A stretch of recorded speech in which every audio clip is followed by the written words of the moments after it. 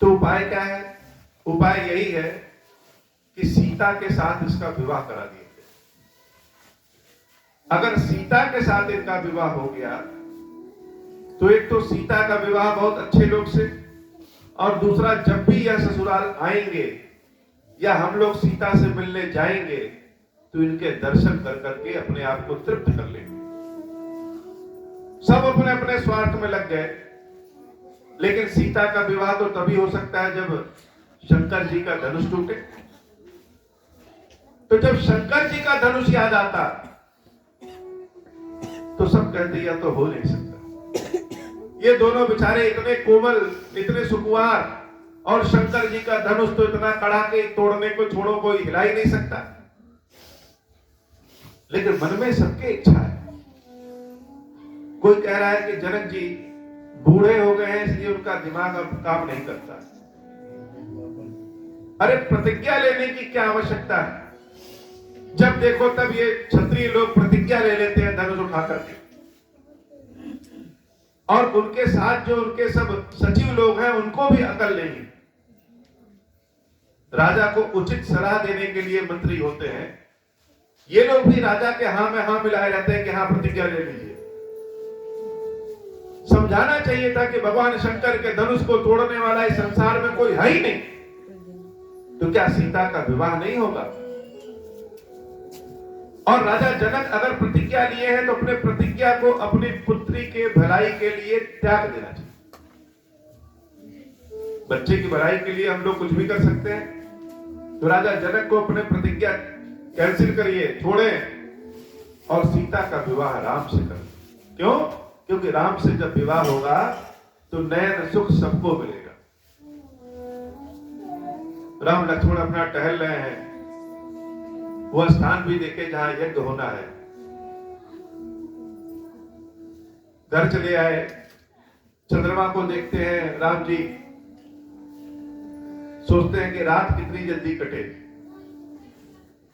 अपनी जैसे सुगंध कोई कोई व्यक्ति मिलता है तो ऐसा लगता है कि जैसे यह जन्मों का हमारा साथी। आज इससे भले मिले, लेकिन किसी किसी से ऐसा प्रेम हो जाता है जैसे लगता है किस जन्म के बिछड़े थे इस जन्म में मिल गए। तो जनकपुर में आकर के रामचंद्र जी का चित्त आनंद में है।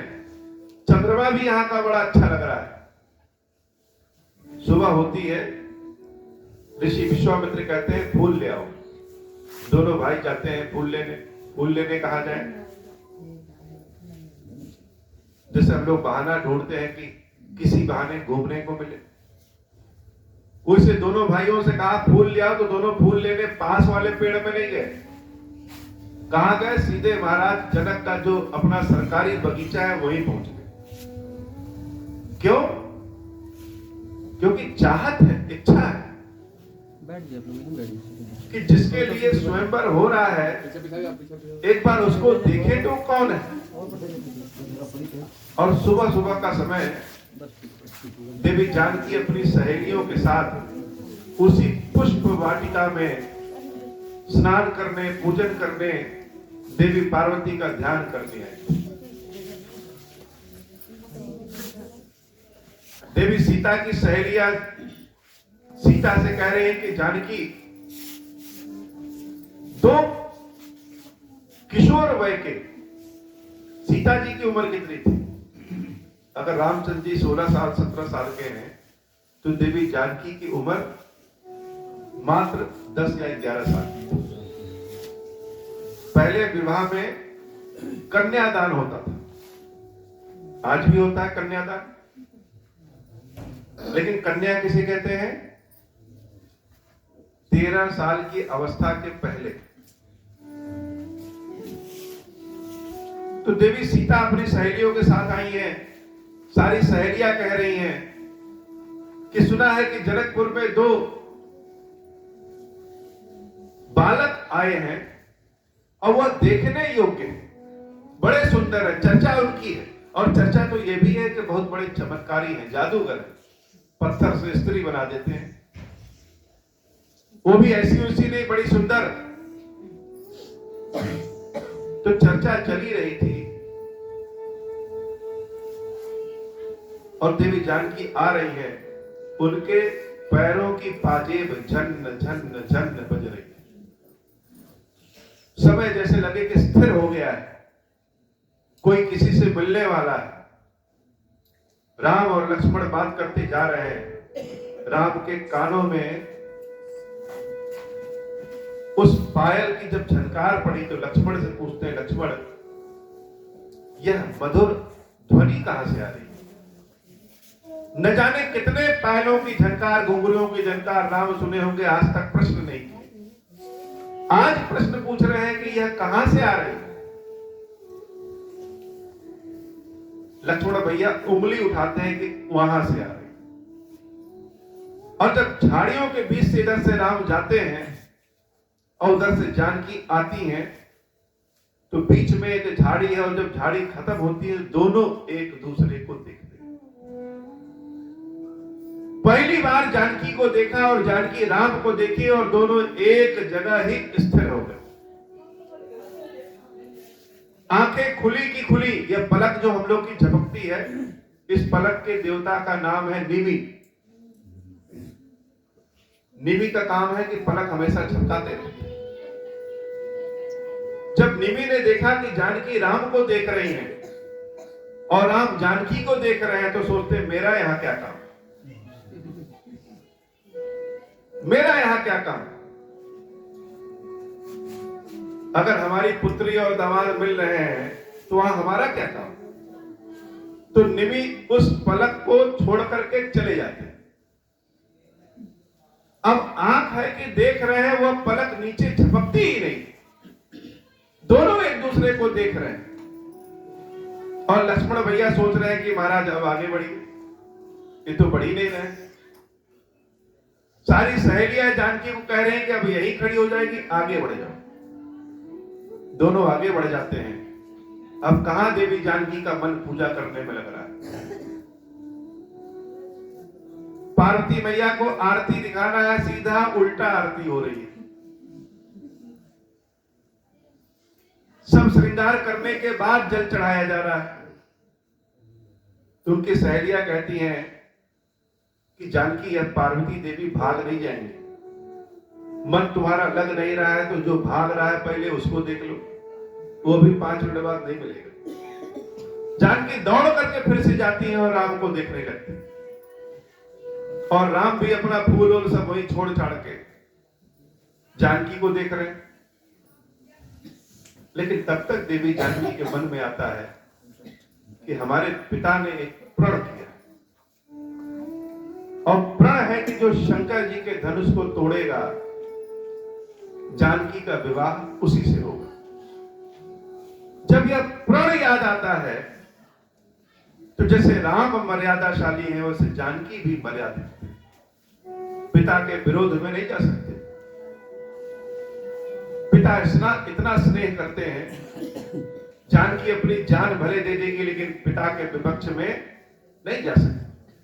लेकिन मन में क्रोध है कि पिता प्रण क्यों ले लिए, एक बार जानकी से पूछे नहीं। वैसे तो हर बात जानकी से पूछते हैं कि पर्दा कौन से रंग का लगेगा, चद्दर कौन से रंग का बिछेगा, मिठाई कौन सी बनेगी, सब्जी कौन सी बनेगी।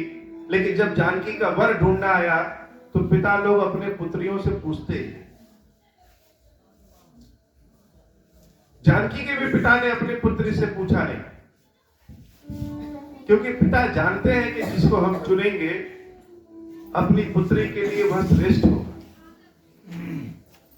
जब कुछ समझ में नहीं आता है, तब कौन याद आता है? तब याद आते हैं भगवान।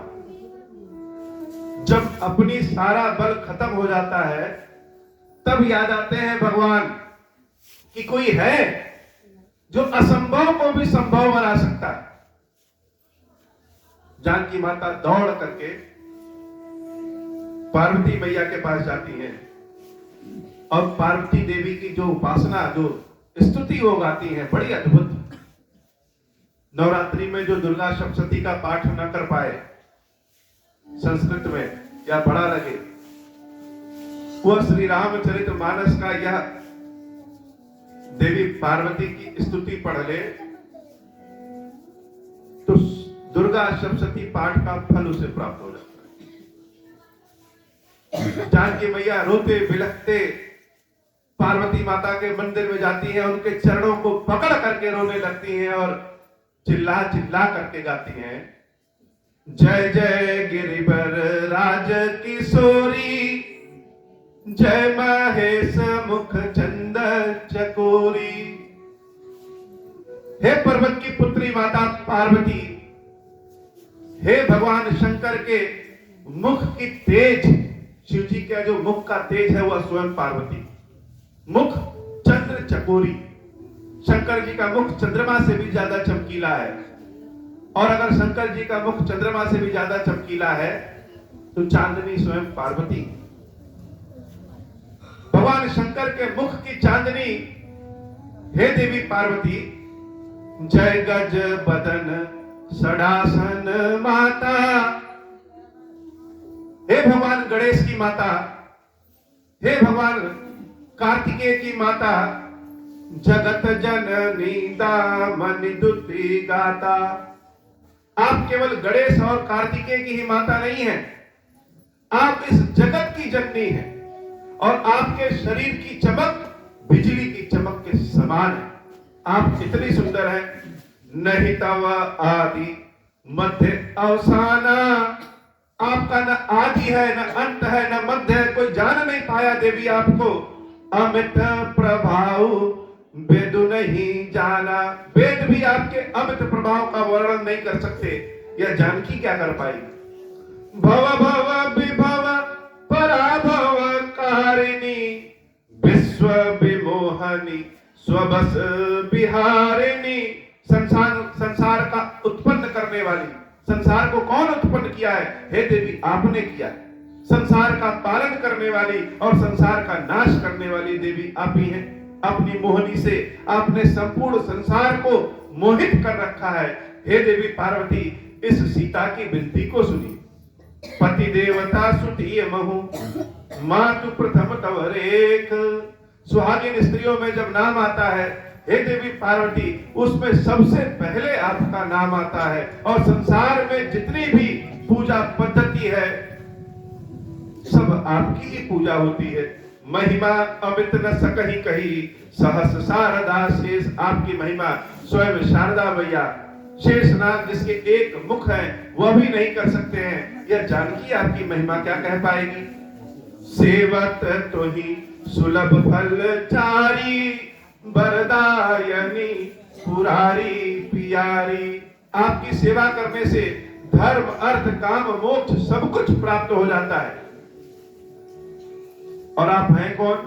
वरदायिनी, वर देने वाली। पुरारी, भगवान शंकर की प्यारी, भगवान शंकर की प्यारी है। पार्वती मैया को जब यह संबोधन कहा देवी सीता ने, तो पार्वती माता को ऐसा लगा कि अभी प्रकट हो जाए। जब शिव जी की प्यारी देवी को कोई कहता है तो देवी बड़ी प्रसन्न होती है। मोर देवी पूजी पद कमल तुम्हारे, सुर नर मुनि सब होहि सुखारे।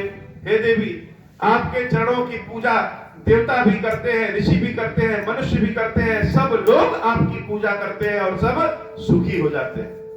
पार्वती जी की पूजा जिसने किया, सुख उसके जेब में आ जाता है। तो हे देवी, मोर मनोरथ जानहु नीके, बसहु सदा उरपुर सब ही के। मेरा जो मनोरथ है, मेरे मन में जो इच्छा है, वह हम सबके सामने बता नहीं सकते। कुछ कुछ इच्छाएं ऐसी होती हैं कि हम शब्द नहीं दे सकते उन इच्छाओं की। बस आपके सामने आके विनती कर रहे हैं। हम क्या चाहते हैं या जानकी क्या चाहती है वो बता नहीं सकती है, लेकिन देवी आपको पता है। क्यों? क्योंकि बसहु सदा पुर उर सबही के, आप सबके हृदय में बसती है। तो जो हृदय में बसेगा वह हृदय की बात को जान लेगा। भगवान हृदय में बसते हैं। कीन्हु प्रगट न कारण ते ही, इस कारण शब्दों में हम अपनी इच्छा को प्रकट नहीं कर रहे हैं। हे देवी, अस कही चरण गहे बहे देही, ऐसा कहते हुए रोते बिलखते जानकी मैया देवी पार्वती के चरणों को पकड़ लेती, स्पर्श कर लेती हैं। और जब देवी जानकी स्पर्श करती हैं तो भवानी अम्बा पार्वती से भी रहा नहीं जाता। कभी कभी भगवान के पास जाइए और अचानक से कोई फूल नीचे गिर जाए तो प्रसन्नता होती है कि नहीं होती है? भले हवा से गिरी रहे, लेकिन लगता है कि भगवान हमारे ऊपर प्रसन्न है और वह फूल उठा करके जेब में व्यक्ति रख लेता है। तो जब चरणों को देवी जानकी ने माता पार्वती के पकड़ा तो माता पार्वती सीता के इस प्रार्थना से इतनी प्रसन्न होती हैं, विनय प्रेम बस भई भवानी। भवानी किसके बस में है? विनय प्रेम के बस में।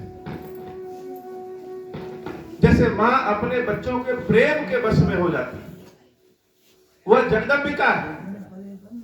देवी सीता के विनय, देवी सीता के प्रेम के बस में वह देवी पार्वती हो गई। खसी माल मूर्ति मुस्कानी, जो गले में माला पहनी हुई है पार्वती मैया, वह माला सीता के ऊपर गिर पड़ता है। पार्वती माता की मूर्ति स्वरूप में जो है वह मूर्ति ही मुस्कुराने लगती है। और जब सीता के ऊपर वह माला गिरता है तो सीता बड़ी प्रसन्न होती है और उस मूर्ति से आवाज आती है। देवी पार्वती भवानी उनके मन में, सीता के मन में बोलती है, सादर सिया प्रसाद सिर धरऊं, भूली गौरी हर सुहिय भरऊं। जो माला गिरा है वो जानकी के मस्तक पे लग गया, गले पे गिर गया। देवी जानकी बड़ी प्रसन्न हो गई और उतनी ही प्रसन्नता से पार्वती मैया ने बोला, सुनु सिया सत्य आशीष हमारी। हे जानकी, मेरा यह सच्चा आशीर्वाद कह रहा है, मैं तुमको सच्चा आशीर्वाद दे रही हूं, इस बात को ध्यान से सुनो। पूजनी मन कामना तुम्हारी, तुम्हारे मन की कामना पूजित होगी, तुम्हारे मन की कामना पूर्ण होगी। जानकी के रोए रोए खड़े हो गए।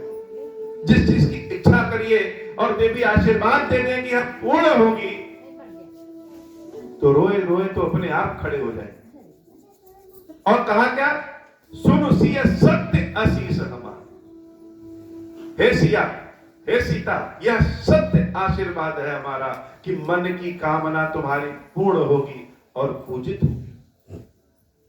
नारद वचन सदा सुचि साचा, सोपरु मिलही जाहि मनु राजा। प्रेम अगर एक और हो तो आनंद नहीं देता, प्रेम दोनों ओर हो कि भगवान के प्रेम के लिए हम लगे हैं, रोज भोग लेके जा रहे हैं, भगवान को खिला रहे हैं, खाइए खाइए खाइए, और किसी दिन नहीं गए तो भगवान को भी लगे कि आज हम नहीं खाए। किसी दिन नहीं गए तो वह महादेव भी विचलित हैं, व्याकुल हैं, इंतजार में बैठे हो कि हाँ कोई आए जो खिलाए। एक जानवर को भी अगर हम रोज नियत समय पे खिलाएं, अपने घर में गाय भैंस जो बातें हैं नियत समय पे खिलाएं, उस जानवर को भी आशा रहती है कि नहीं कि अब कोई बाल्टी लेके आएगा।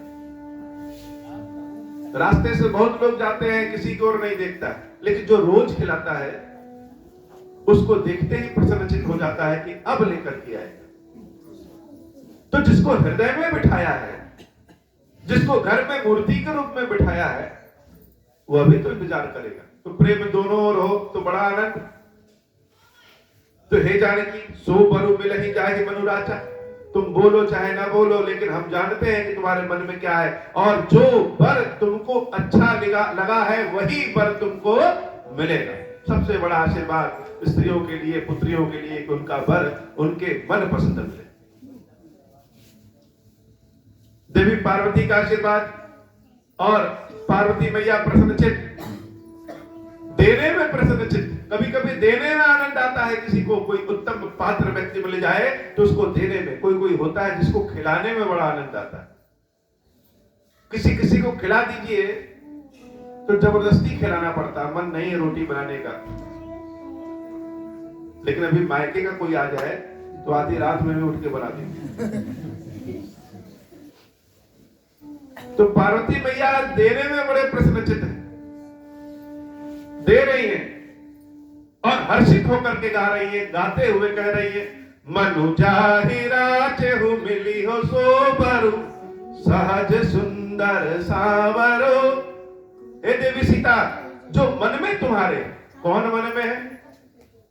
जो वर तुम्हारे मन में है वही वर तुमको मिलेगा, लेकिन बताया नहीं कि कौन सा वर है। जैसे इशारे इशारे में देवी सीता ने बताया, उसी इशारे इशारे में पार्वती जी ने भी बता दिया कौन सा वर। सोबरु सहज सुंदर सावरो, जो बड़ा सहज है। किसके लिए? सीता तुम्हारे लिए बहुत सहज है, सुंदर भी है, और किस रंग का है? सांवले रंग का है।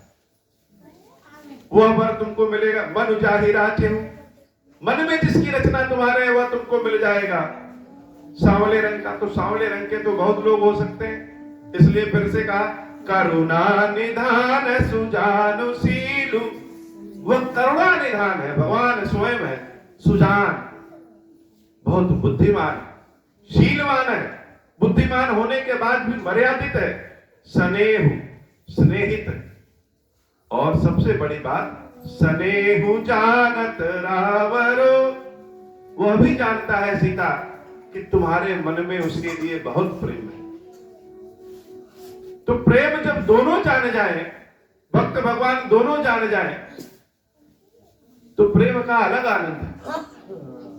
तो हे देवी जानकी, तुम्हारे मन में जिसके लिए प्रेम है वह जानता है कि तुम उससे प्रेम करती हो। यही भांति गौरी आशीष सुन सिया सहित ही हर्षियली। जानकी वही नृत्य करने लगती है जब पार्वती मैया कहती है कि मन में जो सोचा है वह पूर्ण होगा। अब तो फूले नहीं समा रहे हैं जानकी, जैसे लग रहा है कि अभी विवाह हो गया, इतनी प्रसन्नचित है। तुलसी भवानी ही पूजी पुनि पुनि मुदित मन मंदिर चली। तुलसीदास जी ने जब इसको लिखा तो हम शरीर से भले कहीं ना जा सके, लेकिन मन से जा सकते हैं कि नहीं जा सकते? कहते हैं कि मन से भगवान की पूजा कर लीजिए।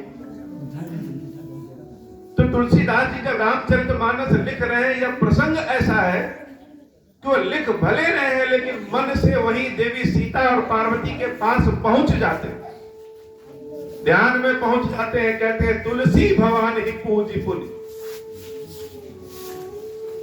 श्री रामचरितमानस में सबकी स्तुति हुई है, तुलसीदास जी ने सबकी स्तुति लिखी, लेकिन जब पार्वती भवानी की स्तुति तुलसीदास जी लिखते हैं तो अपने हृदय को खोल करके बाहर रख देते हैं। पार्वती के समान कोई है ही नहीं। तुलसीदास जी की माता का नाम था पालने वाली हुलसी। जैसे तुलसीदास जी पैदा हुए तो उनके मुंह में दांत थे और रोते नहीं थे, पैदा होते ही राम राम बोले, तो उनका नाम पड़ गया राम भोला। और पैदा हुए तो जैसे कि 1 साल का बच्चा हो उतने बड़े पैदा हुए, माता का स्वर्गवास हो गया, उनको पालने वाली नानी का भी स्वर्गवास हो गया। तो देवी पार्वती स्वयं उनकी माता के भेष में हुलसी बनकर के आकर के तुलसीदास को पालती हैं। इसलिए तुलसीदास जी जहां जहां पार्वती मैया की स्तुति लिखे हैं, हृदय को खोल करके लिखे। तो तुलसीदास जी लिख वहां रहे हैं रामचंद्र जी के पास, लेकिन जगत जननी सीता और पार्वती के बीच में पहुंच करके कहते हैं कि तुलसी भवानी पूजी पुनि पुनि मुदित मन मंदिर चली। जानकी का भी मन बहुत आनंदित है और तुलसीदास का भी मन बहुत आनंदित है। आनंद स्वरूप में देवी जानकी जाती है, जानी गौरी अनुकूल सिय हिय हर सुन जाए कही। जान गई कि पार्वती मैया तो बड़ी आनंदित है। मंजुल मंगल मूल वाम अंग फरकन लगे। स्त्रियों का जब बायां अंग फरकने लगे तो समझ लेना चाहिए कि कुछ अच्छा होगा। बाएं हाथ में खुजली होने लगे तो मतलब कि पैसा आ रहा है। तो जानकी मैया के बाम अंग फरकन लगे, बायां भाग फरकने लगा। इतनी आनंदित में है। अभी तो रो रही थी कि कहां शंकर जी का धनुष और कहां मेरे राम। और अब इतनी आनंदित हो गई है कि बाम अंग फरकने लगा और रोम रोम खड़े हो गए, नाचते हुए जा रही। राजमहल देवी जानकी पहुंचती हैं, और इधर रामचंद्र जी का क्या हाल है। ऋषि के यहां पहुंचे, पता चला कि फूल जो पुष्प वाटिके में छोड़ा है, फूल लेकर के पहुंचे और दिए। इतने बेचैन होके घूम रहे हैं कि महर्षि विश्वामित्र पूजा पाठ किए नहीं, जाकर के चरणों को पकड़ लिए कि हे प्रभु, हे महाराज, जानकी को हम जब से देख लिए तब से विचलित हैं। गुरु भी सोच रहे हैं कि राम जैसा मर्यादित इनको क्या हो गया।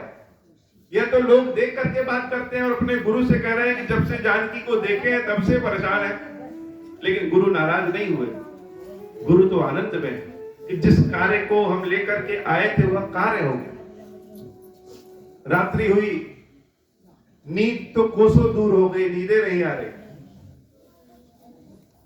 पहले जब एग्जाम होता था तो मन यह करता था कि परीक्षा खत्म हो, फिर आराम से चैन से सोएंगे, और जब परीक्षा खत्म हो जाती थी तो मन बेचैन हो जाता था, नींदें नहीं आती। तो रामचंद्र जी को नींद नहीं आ रही। बाहर टहल रहे हैं, बाहर कौन मिल गया? चंद्रमा मिल गया। चंद्रमा चमक रहे हैं। लक्ष्मण से कह रहे हैं कि लक्ष्मण, ये चंद्रमा का मुख जो है, जानकी का मुख भी चंद्रमा की तरह है। जैसे ये तेज है वैसे देखो चंद्रमा के अंदर जानकी का मुख दिख रहा है। लक्ष्मण जी कह रहे हैं जी दिख रहा है भैया, एकदम साफ साफ दिख रहा है। फिर थोड़ी देर बाद कहते हैं नहीं नहीं, जानकी का मुख तो ज्यादा सुंदर है, इस चंद्रमा में तो गड्ढे हैं, जानकी के मुख में गड्ढा नहीं है। ये चंद्रमा, तुम जानकी के समान हो ही नहीं सकते, तुम तो बदसूरत हो। अभी जो सुंदर लग रहा था वो बदसूरत हो गया। जब हृदय कहीं और रहे तो भाव ऐसे ही बदल जाते हैं। किसी तरह मुर्गा बोला, अर्थात सुबह हुई, नींद नहीं आई दोनों भाइयों को। सुबह हुई, स्नान ध्यान हुआ कि चलो स्वयंवर में चलना है। दोनों भाई स्वयंवर में जाते हैं, और जब स्वयंवर में जाते हैं छोटे छोटे बच्चे राम लक्ष्मण को देख करके, कोई यहाँ चिंगोटी काट करके भाग रहा है, कोई यहाँ छू करके भाग रहा है। इतने सुंदर लग रहे हैं कि बच्चे भी चाह रहे हैं कि हम राम को स्पर्श कर लें, छू लें। एक विशेष स्थान पे गुरुदेव विश्वामित्र के साथ राम और लक्ष्मण बैठते हैं। धनुष यज्ञ शुरू होता है। सारे लोग बारी बारी से आते हैं भगवान शंकर के धनुष को हिलाने, कि अभी जाकर के तुरंत तोड़ देंगे। लेकिन जब पहुंचते हैं तो धनुष को उठाने की बजाय हिला भी नहीं पाते। बहुत लोग जब हार जाते हैं, सब बड़े बड़े राजा महाराजा हार गए। बाणासुर और रावण ने हिम्मत नहीं किया कि हम उस धनुष को छू पाए। बहुत सारे राजा लोग मिलकर के इकट्ठे एक साथ, जैसे हम रस्सी खींचते हैं वैसे सब एक साथ धनुष को उठाए, लेकिन धनुष लगे कि छूते छूते और भारी हो गए, हिल ही नहीं रहा। राजा जनक परेशान। लिखा न विवाह वैदेही, कि लग रहा है ब्रह्मा ने वैदेही के किस्मत में विवाह लिखा ही नहीं। तो ब्रह्मा लिखेंगे कैसे? क्योंकि ब्रह्मा जी ने वैदेही को नहीं पैदा किया। वैदेही तो कलश स्वरूप में पैदा होती, ब्रह्मा तो उसकी तकदीर लिखते हैं जो मनुष्य स्वरूप में हो। तो वैदेही तो कलश स्वरूप में पैदा होती। सबके चेहरे पे मलिनता आ गई, कोई धनुष उठा नहीं पा रहा। और इधर जानकी की स्थिति क्या है? कोई बहुत मोटा ताजा उड़ता तो वो डर जाती कहीं धनुष उठा न ले। जानकी की सारी सहेलियां चाहती हैं कि कोई धनुष उठा ही ना पाए। तो जब लोग धनुष उठा नहीं पा रहे हैं तो उधर के चेहरे की प्रसन्नता और बढ़ गई। राजा जनक सोच रहे हैं कोई धनुषे नहीं उठा पा रहा है, लग रहा है मेरी प्रतिज्ञा झूठी हो गई, अब आजीवन कुंवारी ही रहेगी जानकी।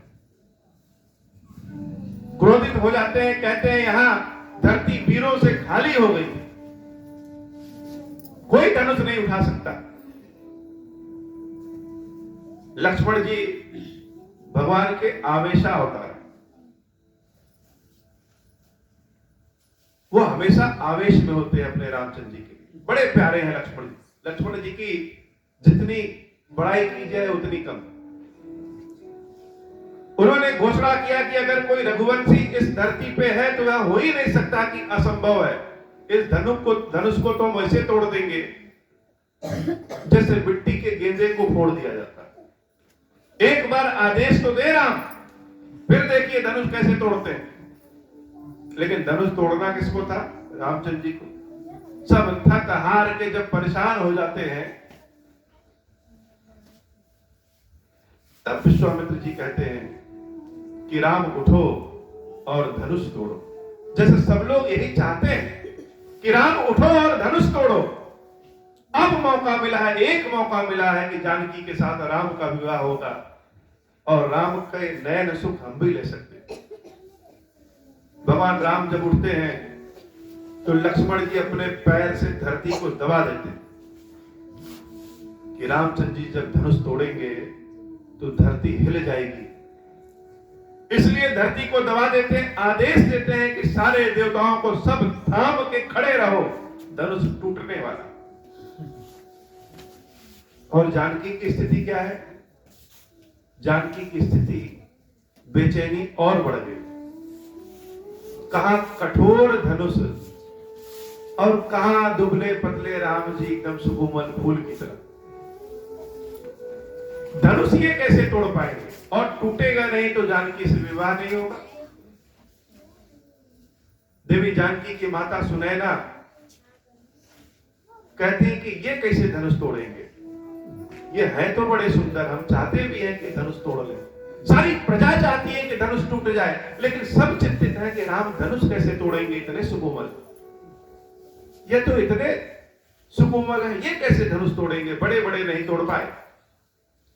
तो देवी जानकी के एक सहेली ने कहा कि हे माता, हाथी इतना बड़ा होता है लेकिन उसको कब्जे में करने वाला अंकुश इतना छोटा होता है। इतने बड़े बड़े देवता छोटे से मंत्र से बाधित हो जाते हैं। जिसको आप देख रही हैं वह बहुत बड़े बड़े कर्तव्य कर चुका है। बहुत तो यह सोच रहे हैं कहीं ऐसा ना हो कि धनुष छुए और वो स्त्री बन जाए। ये भी एक समस्या है। सब अपनी अपनी उंगली को ऐसे ठान लेते हैं, पकड़ लेते हैं, सब अपने अपने देवताओं पितरों से मनाते हैं, प्रार्थना करते हैं। हम लोग मनाएंगे तो क्या करेंगे? हे भगवान, इनको इतनी शक्ति दे दीजिए कि तोड़ ले। लेकिन वहां किसी को भरोसा नहीं है कि राम धनुष तोड़ेंगे। इसलिए क्या कहते हैं प्रार्थना कि हे प्रभु, अगर हमने तनिक भी कोई सेवा पूजा पुण्य का काम किया है तो हमारा पुण्य इस धनुष को लग जाए और यह हल्का हो जाए। मतलब राम नहीं तोड़ पाएंगे, बस धनुषे से एक विश्वास है कि तुम ही हल्के हो जाओ, अपने टूट जाओ। जानकी माता पार्वती मैया के वरदान याद है लेकिन मन बेचैन है। भगवान गणेश से कहती है कि हे गणेश जी, आपकी सेवा बहुत की है, बहुत लड्डू आपको खिलाए हैं, आज सारे लड्डू का पैसा वसूल कर दो और धनुष हल्का हो जाए। एक बार भी नहीं कह रहे हैं कि रामचंद्र जी को उतनी शक्ति मिल जाएगी धनुष तोड़ दे। फिर याद आया कि हे शंकर जी, आपको भी हमने बहुत दूध पिलाया है, बहुत दूध चढ़ाए हैं, खीर खिलाए हैं, आज सबका पैसा वसूल करो, ऐसी कृपा करो कि धनुष हल्का हो जाए। फिर याद आया, कह रहे हमारे पूर्वज बड़े शक्तिशाली थे, उनको भी मना लिया, पीपल वाले बाबा को भी मंगा लिया, कुएं में जो ब्रह्म रहते हैं उनकी भी पूजा कर लिया, रास्ते पे जो देवी का स्वरूप है उनको भी पूज लिया, किसी को छोड़ा नहीं कि सब ऐसी कृपा करो कि धनुष हल्का हो। रामचंद्र जी उठे धनुष तोड़ने के लिए, सबकी सांसें रुक गई कि अभी धनुष नहीं टूटेगा तो सब मर जाएंगे। भगवान राम को लगने लगा कि का वर्षा जब कृषि सूखा, जब खेती सूख जाएगी तो बरसात से फायदा क्या। सबका जीवन उस धनुष पे है, जैसे धनुष जहाज हो गया है और जहाज टूट जाता है तो लोग मर जाएंगे, यहां जहाज न टूटे तो लोग मर जाएंगे। सब शंकर जी को कह रहे हैं कि इतना कठोर धनुष बनाने की आवश्यकता क्या थी, जब जानते थे कि राम एक दिन आएंगे तो हल्का फुल्का बनाए होते। रामचंद्र जी आगे बढ़ते हैं, सबकी धड़कन, सबकी सांस रुकी हुई है, सब अपने अपने उंगली को कस के पकड़े हैं कि भगवान ऐसी कृपा करो कि धनुष हल्का हो जाए। और रामचंद्र जी आते हैं और आते ही उस धनुष को पकड़ते हैं, उठाते हैं, तोड़ देते हैं। सब देख ही नहीं पाते कि धनुष कब उठा कब टूटा। बीच मध्य से धनुष टूट गया, सबको बार बार से दिखा रहे, बोलिए सियावर रामचंद्र जी की आनंद का भाव। बहुत समय तक तो किसी को समझ ही नहीं आया कि हुआ क्या, यह कैसे हो। फिर भरोसा आया कि नहीं, हमने प्रार्थना किया था, मेरी प्रार्थना के कारण राम जी ने धनुष तोड़ा हो। सब अपने अपने देवता को धन्यवाद दिए कि आज मेरी लाज बाबा रख ली है, धनुष इतना हल्का कर दिए कि टूट गया। अच्छा, ये भी बात है, बहुत लोग जो पुराणों पे, कथाओं पे उंगली उठाते हैं, हंसने वाले होते हैं। सब कहते हैं कि ऐसा क्या था कि जानकी जी धनुष उठा ली और बाकी नहीं उठा पाए। तो बुद्धि बहुत सारी हाथी जैसे ताकत से भी ज्यादा भारी होती कि नहीं होती।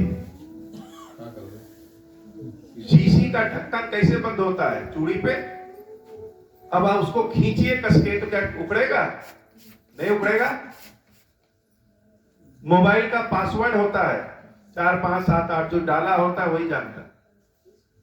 बड़े बड़े लोग नहीं जानते हैं मोबाइल क्या है, छोटे छोटे बच्चे जान जाते हैं कैसे क्या किया जाता है, जान जाते हैं ना। तो बुद्धि बहुत बड़ी होती है। तो धनुष भी कोई स्क्रू वाला सिस्टम होगा कि हिलाने नहीं हिला, जितने लोग छुए उतने स्क्रू धसता जा रहा है। भगवान राम ने तोड़ दिया। सब आनंद चित्त है कि भगवान ने धनुष तोड़ दिया। जानकी जयमाल लेकर के आती है और राम के गले में डाल देती है। उसी समय परशुराम जी आते हैं। उसके पहले बहुत से राजा ऐसे थे जो एकजुट इकट्ठे हो गए और कह रहे हैं कि राम धनुष भले तोड़ लिए लेकिन जानकी को ले जाने नहीं देंगे, जबरदस्ती जानकी को छीन लेंगे। तब राम विवाह में लड़ने तो आए नहीं है, तो क्या किया, लीला हुई। उसी समय परशुराम जी चले आए फरसा लेकर। भगवान शंकर के बहुत बड़े भक्त, सुना कि शंकर जी का धनुष तोड़ दिया किसी ने। जब परशुराम जी आए तो जितने राजा थे, जब कह रहे थे कि जानकी को ले नहीं जाने देंगे, सब किनारे से खिसक गए। राम जी और परशुराम जी में वार्तालाप होता है और परशुराम जी राम के स्वरूप को पहचानते हैं और वहीं से आशीर्वाद देकर के तपस्या करने चले जाते हैं। विद्वानों ने कहा कि अब जानकी का राम का विवाह होना चाहिए। तो सबने कहा कि विवाह तो धनुष के टूटने से था, हो ही गया, अब विवाह करने की क्या आवश्यकता। लेकिन जानकी और राम का विवाह जब तक विधिवत न हो जाए, उत्सव के साथ न हो, तब तक क्या विवाह। तो महाराज दशरथ के यहां संदेशा पहुंचा। दशरथ जी अपने बच्चों को भेजे, कहा है रावण का, राक्षसों का वध करने के लिए जंगल, और बच्चे खुद ही विवाह करेंगे। एक दूत आया दशरथ जी के पास और दशरथ जी से कहा, महाराज जनक ने संदेश भिजवाया है कि आपको बारात लेकर के जनकपुरी चलना है और राम का और सीता का विवाह होगा। ऐसा ऐसा कारनामा आपके पुत्र राम ने किया। दशरथ जी पहले तो सुने, फिर प्रश्न किए उस दूत से कि क्या तुम राम को पहचानते हो। दशरथ जी को विश्वास ही नहीं हो रहा है कि रामचंद्र जी ने धनुष तोड़ दिया। कहीं ऐसा ना हो किसी दूसरे के पुत्र ने तोड़ा, यह समझ रहा है कि वो मेरे राम है। कैसे माने कि राम ने धनुष तोड़ा। क्या तुम राम को पहचानते हो, देखे हो राम को। वह दूत हंस रहा है और महाराज दशरथ से कह रहा है, हे प्रभु, हे महाराज, इस संसार में सबसे ज्यादा भाग्यशाली है कोई तो आप हैं कि आपके राम और लक्ष्मण जैसे पुत्र हुए। आप कह रहे हैं राम को पहचाने हो, भला कौन राम को नहीं पहचान सकता। अब तो दशरथ जी की खुशी का ठिकाना नहीं। दशरथ जी बड़े आधुनिक पिता हैं, पुराने वाले पिता नहीं है। कोई पहुंच गया कि ये हमारा खिड़की तोड़ के आया है तो लगे मारने। दशरथ जी अपने पुत्र की बुराई नहीं सुन सकते, बाकी भले कुछ सुन ले।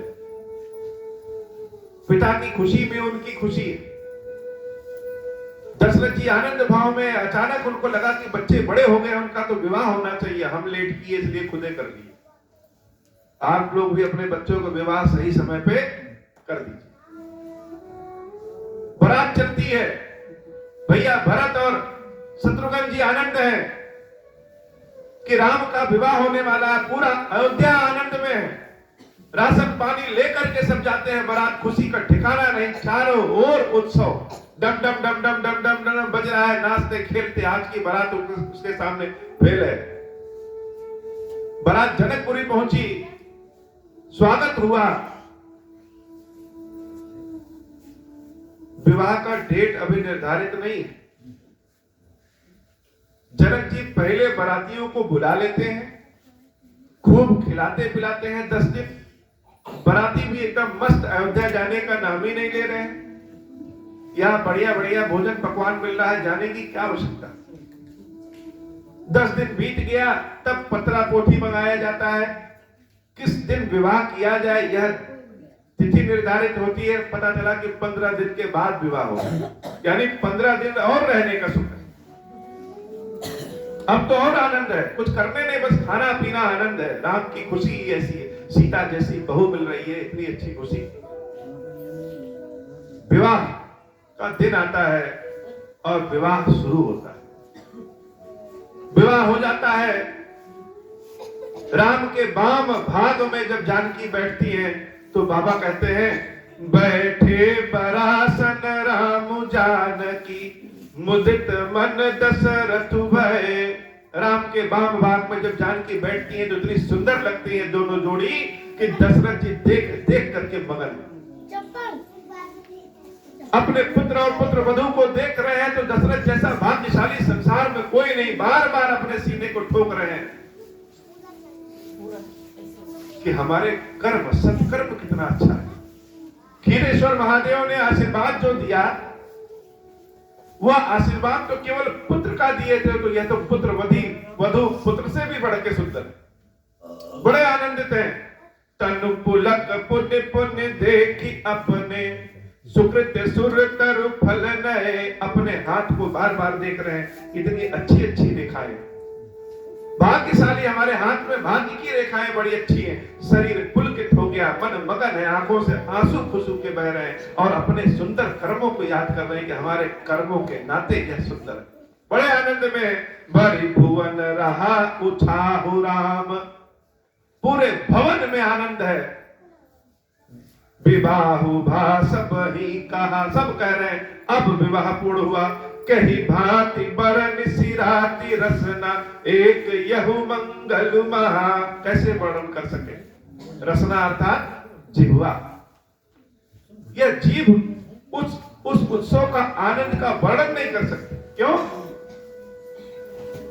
क्योंकि देख कौन रहा है? आंख।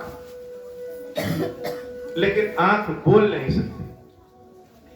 जो बोल सकता है उसके पास आंखें नहीं है, तो वर्णन कैसे कर सकता? तब जनक पाई वशिष्ठ आय सुब्याह साज सवारी के। जनक जी को अचानक देख रहे हैं कि इनके तो 3 भाई और हैं और हमारी 3 पुत्रियां और हैं। जब एक पुत्री का विवाह कर रहे हैं तो लगे हाथ इसी मंडप में, इसी समय, इसी खर्चे बर्चे में 3 पुत्रियों के विवाह और कर दिया जाए। तीनों पुत्रियों को बाबा कहते हैं, मांडवी श्रुत कीरति उर्मिला कुंवर लई हकार के जैसे गायों को हकार करके लाते, चलो चलो चलो चलो मेला घुमाने ले चल रहे बच्चों को। लेकिन ले आकर के मंडप में बैठा दिए कि नहीं तुम्हारा विवाह करना है, शादी करना है। यह विवाह की यह प्रथा बिहार में आज भी चलती है। कई बाराती लोग जाते हैं, विवाह वहां होती है, और दो चार अगर कोई लड़के अच्छे हो तो वहां के लोग उस बच्चों को किडनैप करके जबरदस्ती शादी कर देते हैं। बिहार में आज भी चलता है।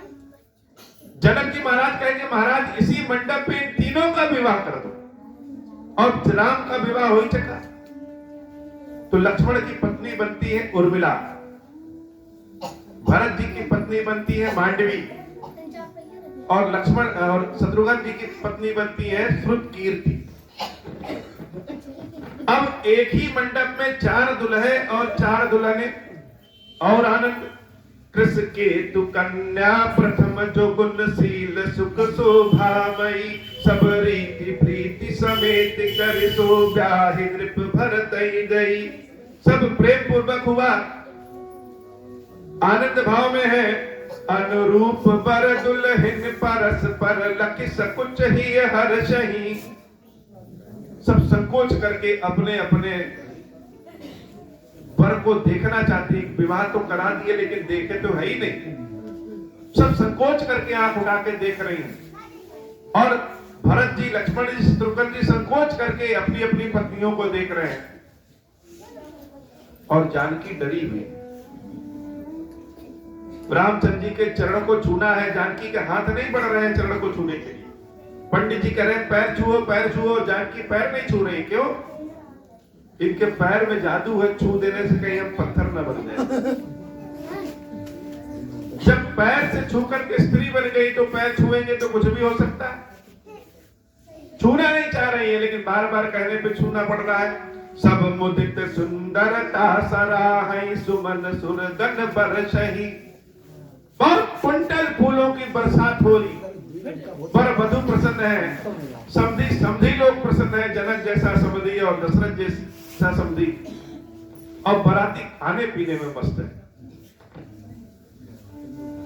कोल्ड ड्रिंक आ रहा है तो इतने तरह की कोल्ड ड्रिंक, चॉकलेट आ रहा है तो